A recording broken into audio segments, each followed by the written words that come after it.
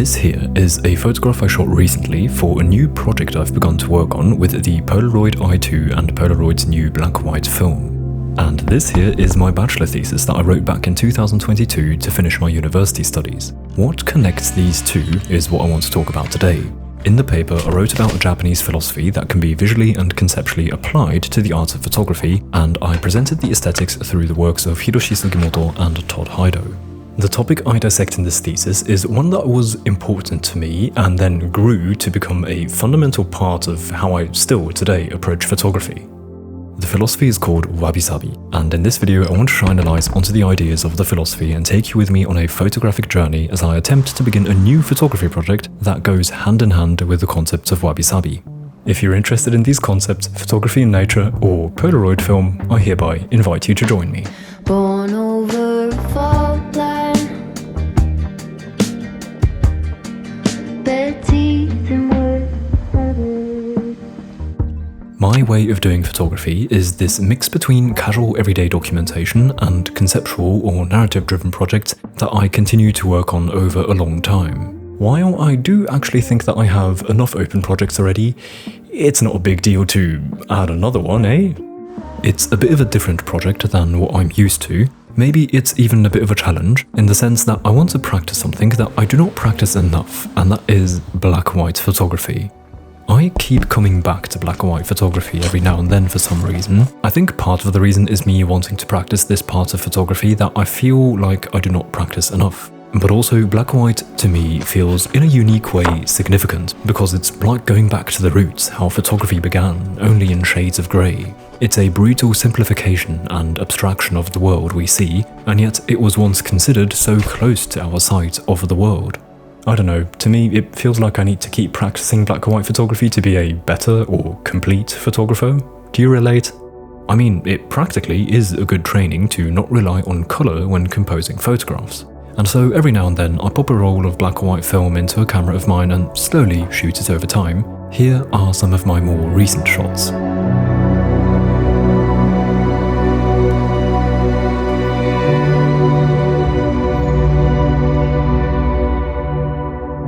This project, however, is a bit different. I'm shooting everything on Polaroid film. The idea for the photography I'm trying to capture is rooted in timelessness and an awe for authenticity through the imperfection, for which Polaroid as a medium is just right. Also, black and white photography suits my idea better than colour, I believe, because of its characteristics, especially when combined with Polaroid film. By shooting in black and white, I can simplify a photograph and reduce distractions to concentrate on the essence. In my opinion, the essence of photography is capturing and holding a moment in time. Time is an abstract concept, yet photography allows you to transform a little bit of time into a physical object. By relinquishing colours, I aim to concentrate purely on the subject, the shapes, and the lighting. While I love colour photography, it is so refreshing, I find, to practice black and white photography as well. And so the mentioned aspects, and especially the fact that I can literally hold a piece of time in my hand when shooting Polaroid film, makes me believe that for this project, Polaroid film is the right medium. Also, this is just something I've been wanting to do for a while actually, some Polaroid project, but I didn't have anything specific up until this idea. I have the Polaroid I-2 thanks to having had the honour to work with Polaroid last year. I've been mostly using it for somewhat special occasions, mostly portraits actually. But that collection of portraits has yet to become a defined idea. It's just a random collection of family photos at the moment, which is important to me, however a different type of project of course. For this one I'm approaching it with a bit of a plan, but also with an openness to change direction on the way. I drafted a concept and themes which should help me keep the photographs in relation to each other. This concept is based on the philosophy I wrote about a couple years ago in my bachelor thesis. So, to understand the motivation behind my creative choices, let's briefly dive into what Wabi-Sabi is. Wabi-Sabi is a philosophy, a concept, and some might even describe it as a worldview. The following phrase is often used to briefly summarize its meaning. Wabi-Sabi is the beauty in imperfection. Beauty hereby describes an aesthetic pleasure that can be felt through the contemplation of something attractive. Imperfection is often understood as the opposite of perfection. However, here is where Wabi-Sabi changes the perspective. In the worldview of Wabi-Sabi, everything is in a state of change. Everything is either growing or dying. Take me as a human, for example. There's never a point in which I am complete.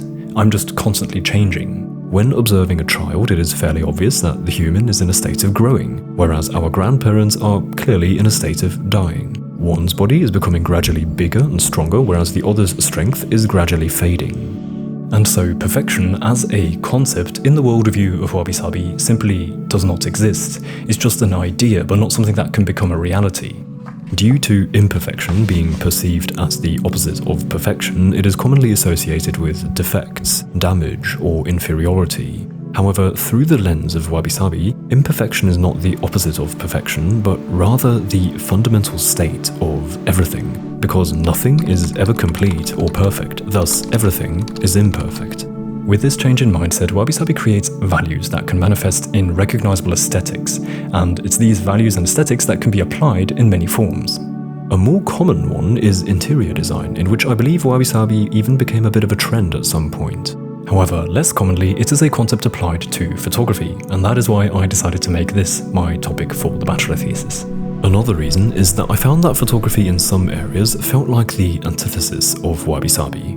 The industry of photography is led by camera manufacturers who try to convince us that we require the newest technology to achieve the perfect photograph. However, as discussed, the perfect photograph is an idea, not an accomplishable reality. This is actually something I used to struggle with a lot.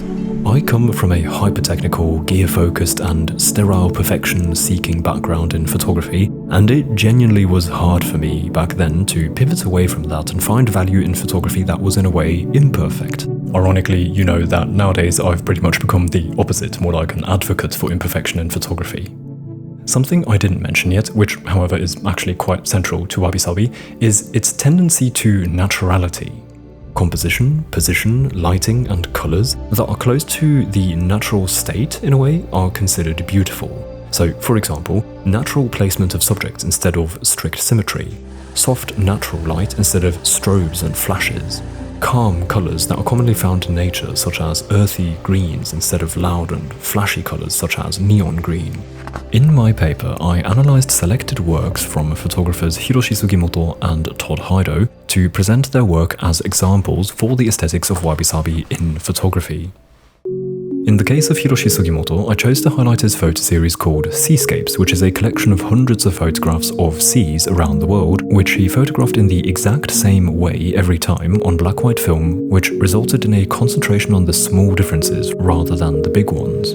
What drew Sugimoto to the subject of the sea is the unchanging nature of the sea and the horizon.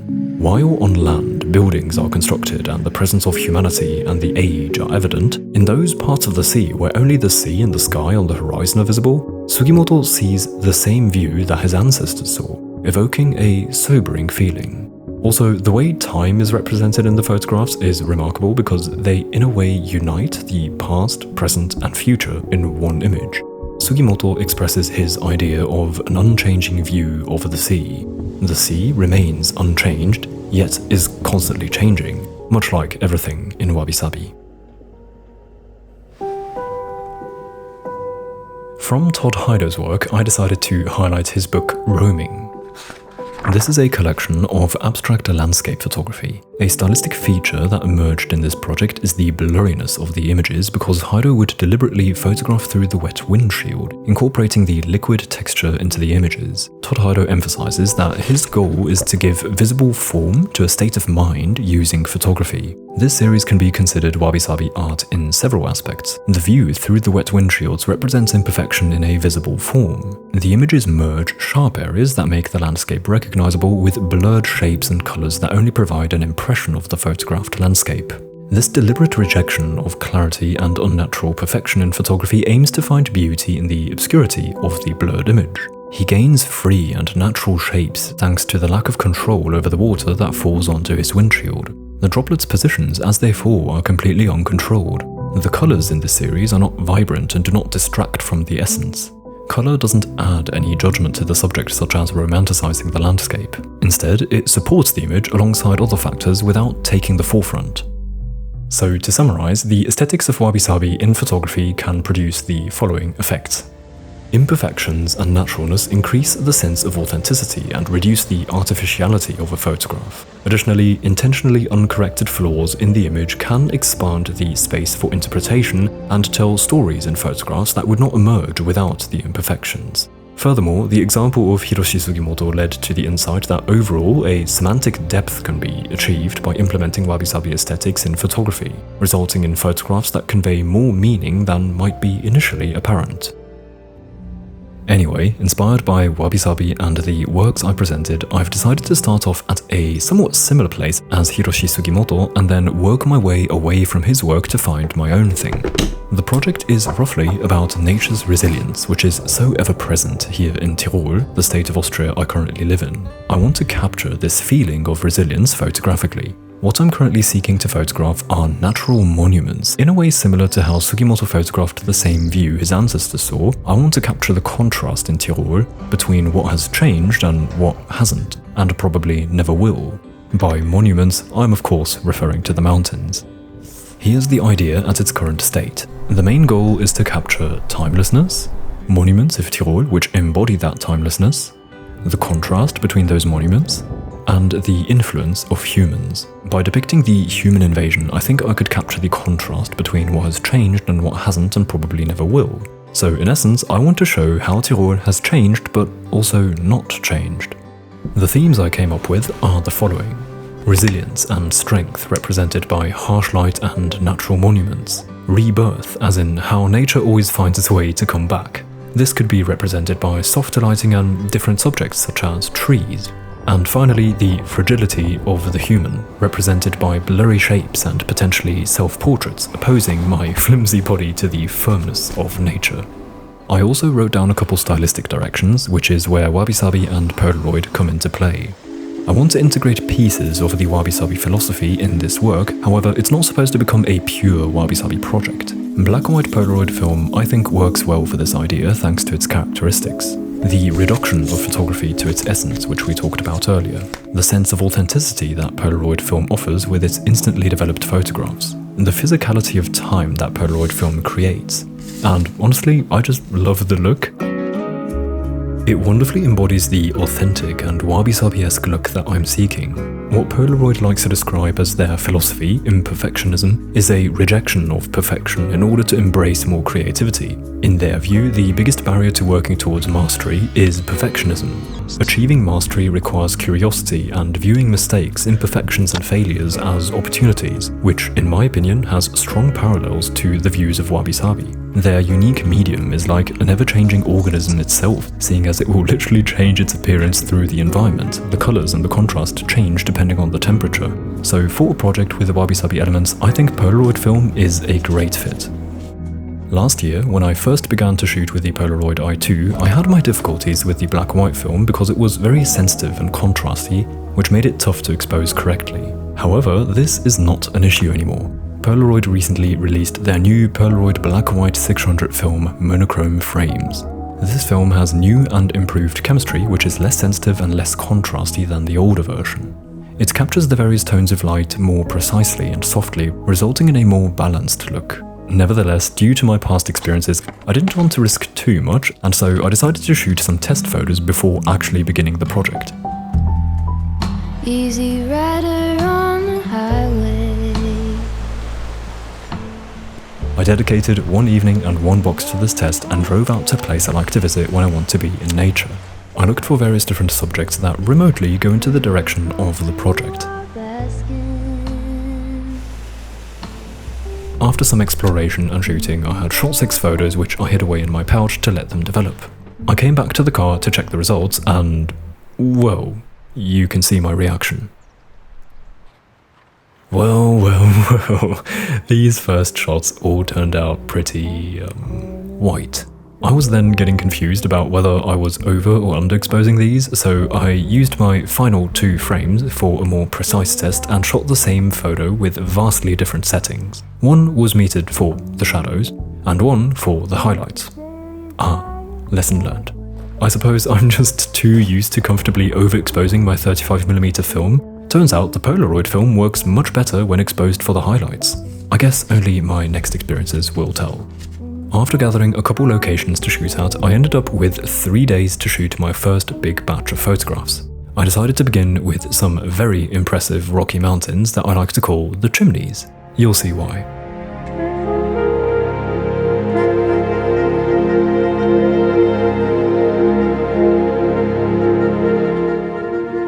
So I said I'm gathering the first big batch of photographs, which of course implies that more will follow. That is just how I personally like to approach photography projects like these. Projects for me split up in 3 phases: an experimental phase, a consolidation phase, and a finalization phase. Each can take only a few days or even a year or longer. I don't really have rules for that. What I'm showing you in this video is the first phase, the experimental phase. In this phase of the project, I'm basing the photography off of my rough concept, stylistic choices I made beforehand, and themes. However, I'm open to changing directions. For this phase, I think it's good to have a bias to action and simply shoot. I find it much easier to refine a project when I already have photographs to work with, which then lead me to the next decisions on how I want to proceed. Do I simply continue as before, or do I need to make a big change? Or do I need to change my focus slightly and steer the project in a bit of a different direction? These thoughts are part of phase 2, the consolidation phase. In this phase, I'm refining the concept after having experimented. The idea is that I now know better what I like and where I want to go. So it's in this phase when I'd shoot a second batch of photos that are more closely aligned with the project. From the first batch, maybe only half of the photos make it through because I further specified the project or I changed direction. And at last, in the third phase, the finalization phase, I'll try to fix mistakes, fill gaps in the project by either reshooting photos or looking for specific photographs that I feel are still missing. Anyway, on this first day, I put a lot of focus on the theme strength and resilience. Naturally, I suppose. I mean, these mountains are just insane. I tried to shoot a mixture of purely mountainous photos and photos that included little bits of humanity to contrast the massive rocks and emphasize their power. By the way, as you can see, I managed to nail the exposure. So, lesson learned, when shooting black-white Polaroid film, I need to expose for the highlights to get this look, and when I expose more neutrally, I might get something more like this. But I should definitely not expose for the shadows like I did in my test shoot. By the way, in case you're wondering, I decided to shoot with the i2 in manual mode to be as precise as possible when it comes to exposing. This camera has so few buttons, but that's enough to still control my settings. I can switch the mode to manual here and then use this ring around the lens to change my settings. Seeing as it was a bright day and the Polaroid film is an ISO 600 film, my settings were usually around f32 or even 45, with a shutter speed somewhere between 1/25th and 200th of a second. In preparation for day 2, I looked at the photographs of day 1 and noticed that I was still really missing a variety. I had basically concentrated fully on the mountains and their sharp rocks. So on day 2, I wanted to capture some more details as well, and maybe even some slightly abstract subjects. The location for day 2 was also an important choice. This project is about the Austrian state Tyrol, and I currently live in the capital city of this state, Innsbruck. And if there's one rocky, monumental icon of this city, it's the Nordkette.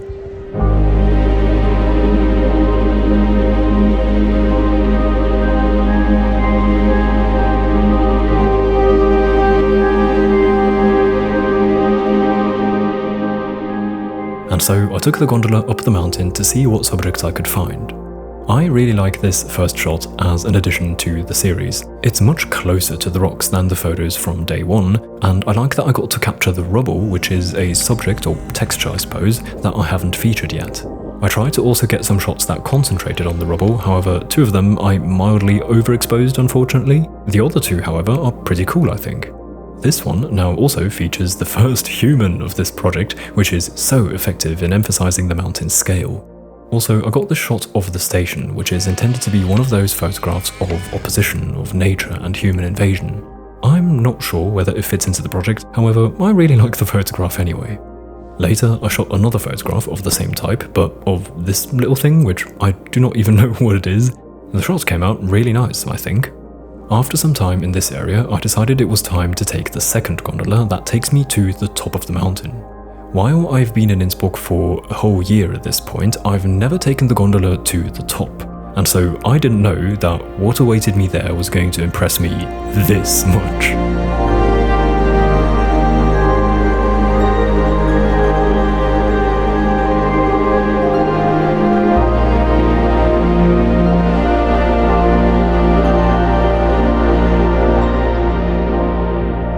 This place was incredible. This video can in no way capture the feeling of actually seeing these views, but hopefully it can convey at least half of the beauty and natural marvel. With these views in my sight, I of course ended up shooting more photographs like on day one again, however later I did get some variety. Thanks to this spot being very accessible by gondola and quite popular among tourists, there were a lot of people up here which assisted me kindly in capturing the scale.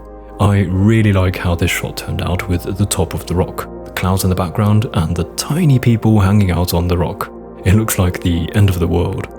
And so day 2 was another successful shoot, however I was still missing some vital parts of the project, mainly the softer and more abstract side which represent rebirth and human fragility, and so that was my main goal on day 3. Okay, I wasn't planning to stop here, but I came across this fog which I was not expecting to have, and it's actually something I've been looking for, just haven't found yet due to the weather, so let's make use of this quick moment. I don't know how long it's going to stay here because the sun's actually out already. So the fog will be away pretty soon, probably.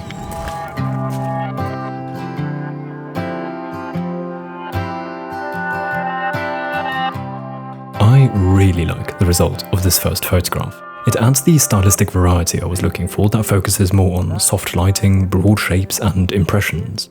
I then shot another photo at this spot because I wanted to make use of the shade here, which allowed me to use slower shutter speeds. This too turned out pretty cool in my opinion and diversifies the style of this project. I'm happy that the slow shutter turned out so nicely.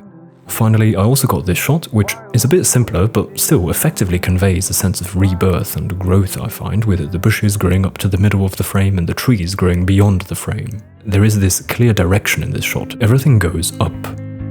Blue dude, blue moon. In the gondola, it looked like I was going to be blessed with some thick fog at the top of the mountain, which would be perfect for my plans for the rest of the shoot.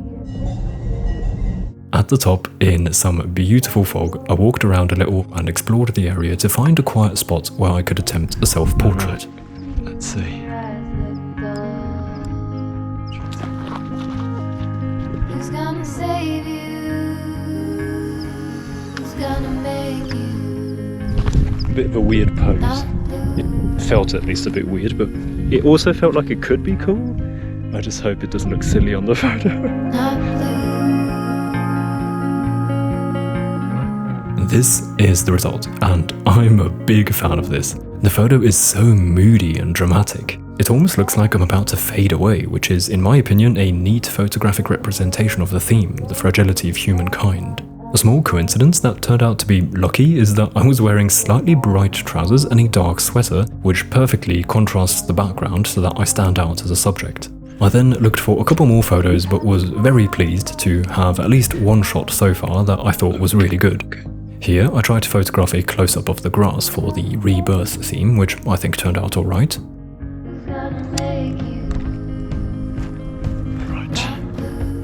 Then I wanted to try another self-portrait, but placed myself off-center and further away. I hope I'm actually in frame. If I'm not, that'd be a bit silly. All you can see is my arm. Also, the fog ended up confusing the autofocus, so the shot is quite blurry. This, however, actually also has an interesting look. Turns out I was not in frame. Here we go again, and I've found a new scene that I think I might even like more because there's a nice shape. It's a cool hard wind outside my window. Where people don't know which way to go.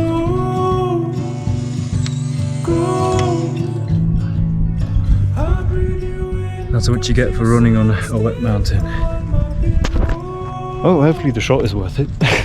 Well, this time I messed up my run to the spot, but I got in position on time nevertheless, and here is the result. Now, this is interesting. I'm not sure yet what to think. Generally, I'd appreciate it if the photo were in focus, but when taking the concept and theme into consideration, it might not even be that unfitting, because now my silhouette really looks like it's about to fade away, just like we humans do when you compare our lifespan to the age of these mountains. I'll have to give this some time and think about it in the later stages of this project. It's exactly these types of happy accidents that this first phase of the project is for, and I'm happy to take my time to decide whether this is something that suits the project or not. Anyway, with that done, I finished the day and have now accumulated a decent first batch of photographs. So far, this first batch has a bit of a stronger focus on the rocky, harsh side of the photography, but that's okay, just means I need to find more opportunities like on this day when continuing my work on this project. Also, I'm so pleased with the results I've been getting from the new Polaroid film. The levels of contrast are very pleasing, and the photos embody the stylistic and conceptual aspects I talked about at the beginning of the video. The physicality and sense of authenticity that these photos evoke is pretty cool in my opinion. So thank you so much to Polaroid for supporting me in my art and working with me. It's again an honor. In case you too like to shoot with a Polaroid camera, I would like to recommend that you try out this new black and white film because I've been enjoying it quite a lot, as you saw. For now, I think this is a good start to this project and I'm excited to see where this goes. I'm going to live in Innsbruck for another while, I think, and so I'm sure the end of this project is still quite a few years away. But I hope you enjoyed joining me on the beginning of what will hopefully, later in this decade, become a complete photographic project. Finally, before ending the video and saying goodbye, I would like to give a thank you to the lovely people supporting me on Patreon. Thank you so much to each one of you. If you're interested in Lightroom presets, tutorials or postcards, you can check out my page via the link in the description. Also, I have a print shop, by the way, in case that is of interest to you. Also, link in the description. With that said, I hope to see you again soon. Until then, goodbye.